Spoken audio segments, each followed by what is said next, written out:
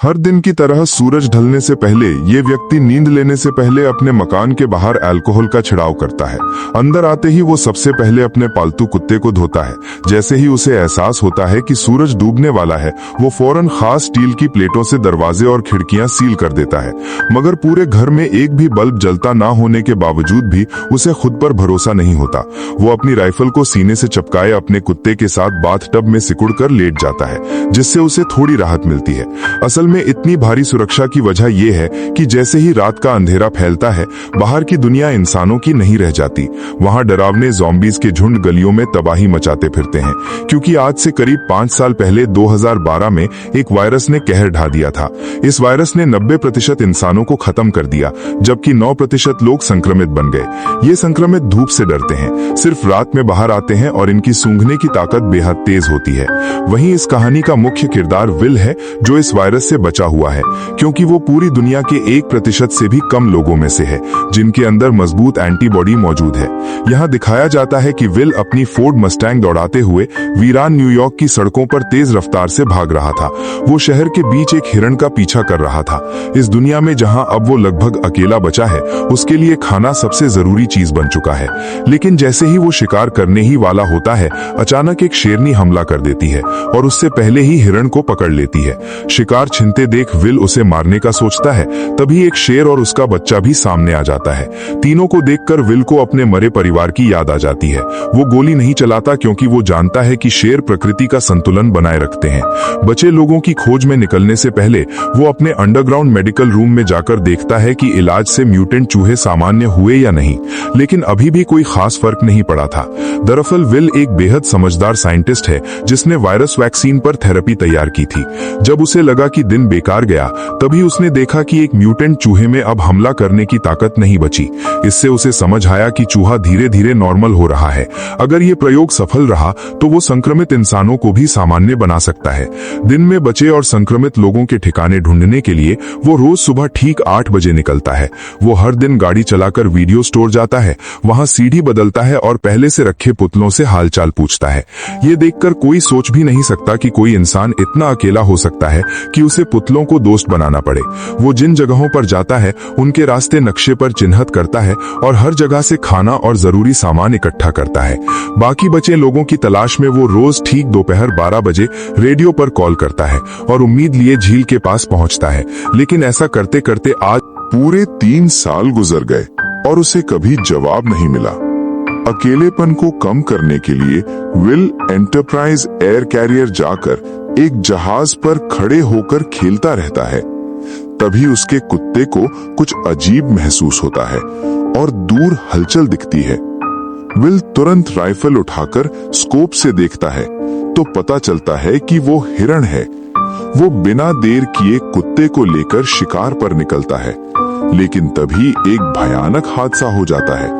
हिरण भागते भागते गलती से बंदरगाह इलाके में फंस जाता है और घबराकर इमारत के अंदर चला जाता है। काफी समय से मांस न मिलने के कारण कुत्ता भी बिना डरे उसके पीछे अंदर घुस जाता है। विल घबरा जाता है, मगर अपने कुत्ते के लिए उसे अंदर जाना पड़ता है। अंदर पूरी तरह अंधेरा होता है और कुछ दिखाई नहीं देता। इस समय विल बुरी तरह कांप रहा होता है और आईना तक उसे डरा देता है। ऊपर जाते हुए कुत्ते को ढूंढते समय उसे अचानक दर्दनाक चीख सुनाई देती है। उसे डर सताने लगता है कि कहीं उसके डॉग के साथ कुछ बुरा ना हो गया हो। वो खुद को संभालते हुए आगे बढ़ता है। सीढ़ियों पर पड़े खून के निशानों का पीछा करते हुए मोड़ पर उसे एक जानवर का कटा सिर दिखता है। राहत की बात यह होती है कि आगे जाकर पता चलता है कि वो अभी मरा है और वो एक हिरण था, मगर उसके चेहरे का डर साफ नजर आता है। ये देखकर विल गन तानकर चारों ओर देखने लगता है। तभी उसे और भी डरावना दृश्य दिखता है। अचानक संक्रमित लोगों का झुंड उससे 5 मीटर से भी कम दूरी पर होता है। अपने कुत्ते के लिए हिम्मत जुटाकर वो अंदर जाता है और आखिरकार एक मेज के नीचे डरा हुआ डॉग मिल जाता है।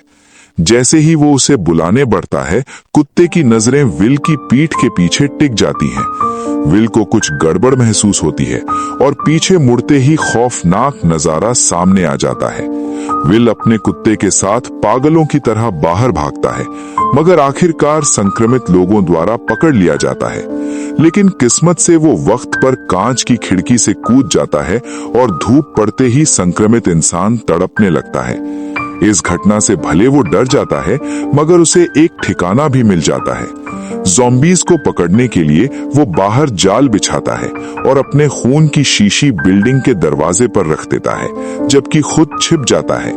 थोड़ी देर में एक संक्रमित इंसान जाल में फंसता है और जाल सक्रिय होते ही एक जिंदा ज़ॉम्बी बाहर खींच लिया जाता है। तभी गुस्से से भरी दहाड़ के साथ डरावना चेहरा लिए एक ज़ॉम्बी निकल आता है, जो विल को जिंदा खाने को तैयार लगता है।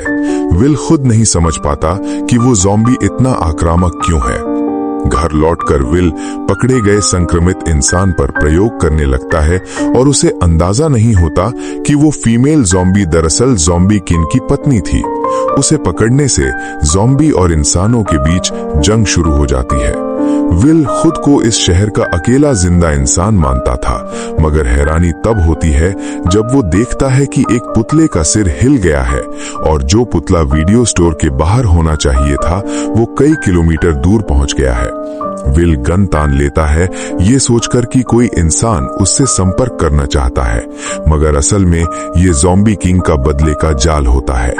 पुतले के पास झुकते ही विल फंस जाता है और सिर में चोट लगने से बेहोश हो जाता है।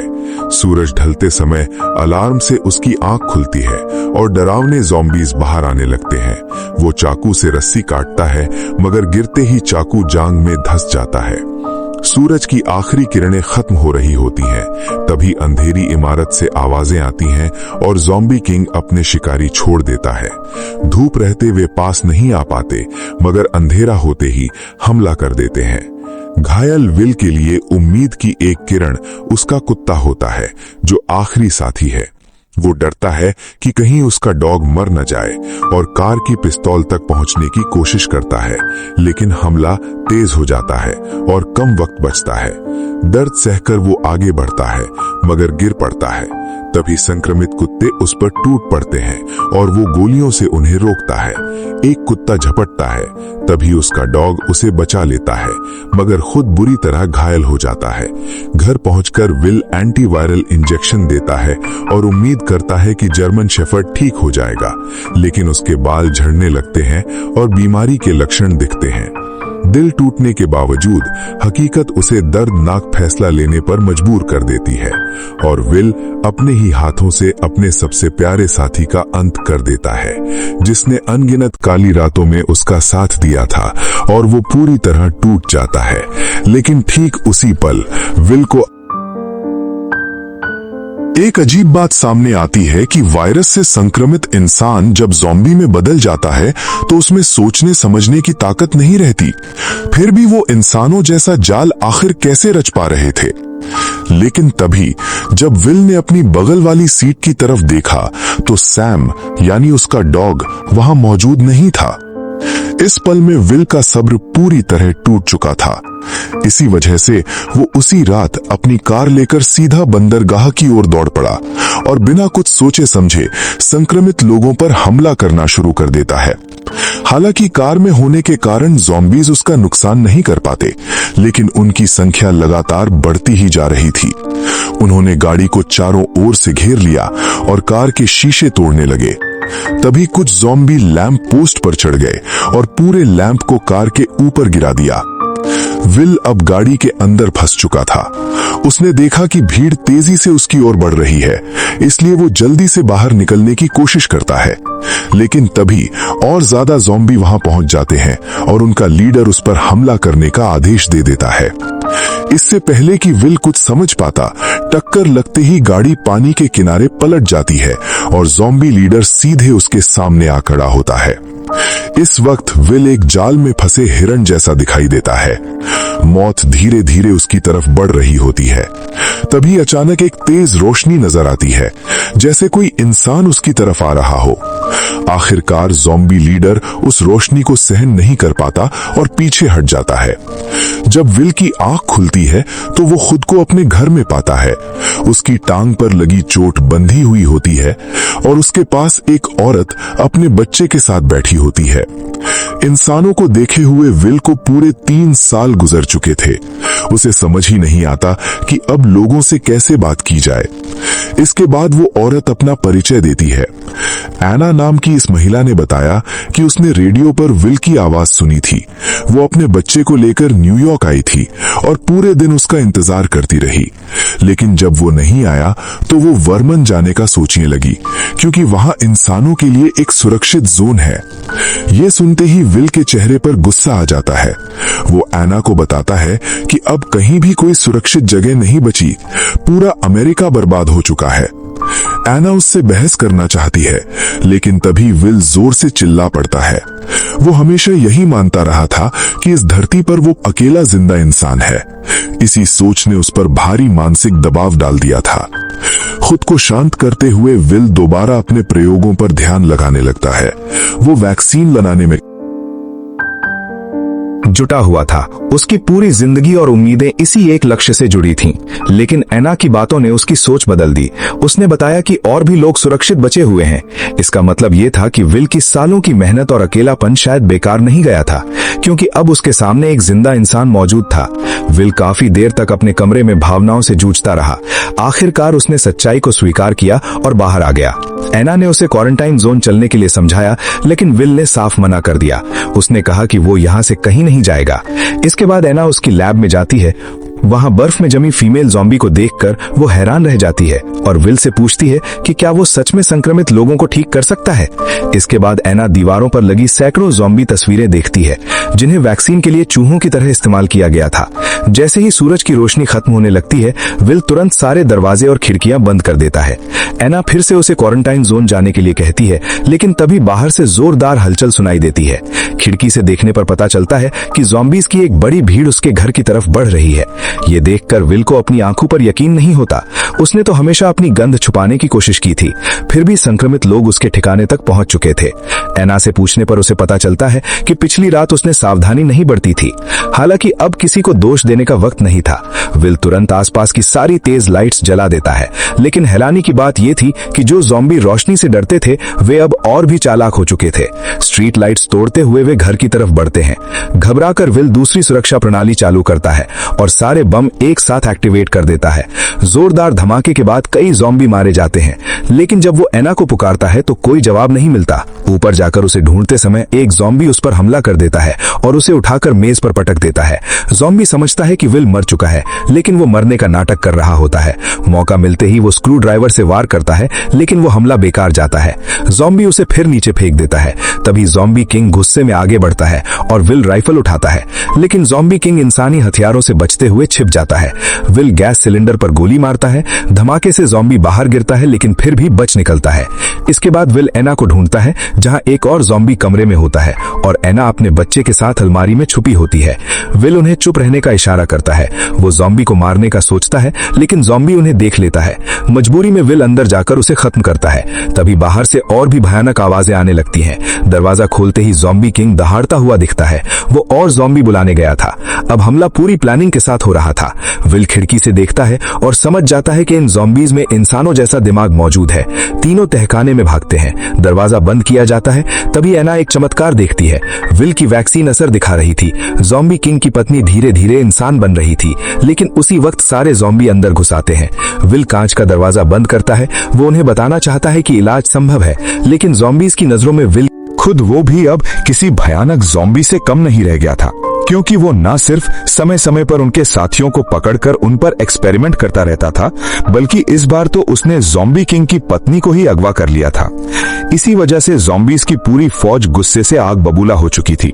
जैसे जैसे ज़ॉम्बी किंग लगातार कांच के दरवाजे को तोड़ने की कोशिश कर रहा था, वैसे वैसे वो दरवाजा धीरे धीरे कमजोर होता जा रहा था। उसी पल विल को अपनी हालत का एहसास हो गया। उसने एना से दरवाजा खोलने के लिए कहा। जैसे ही एना ने कांच का दरवाजा खोला, विल संक्रमित लोगों के लीडर की पत्नी को बाहर लेकर आ गया।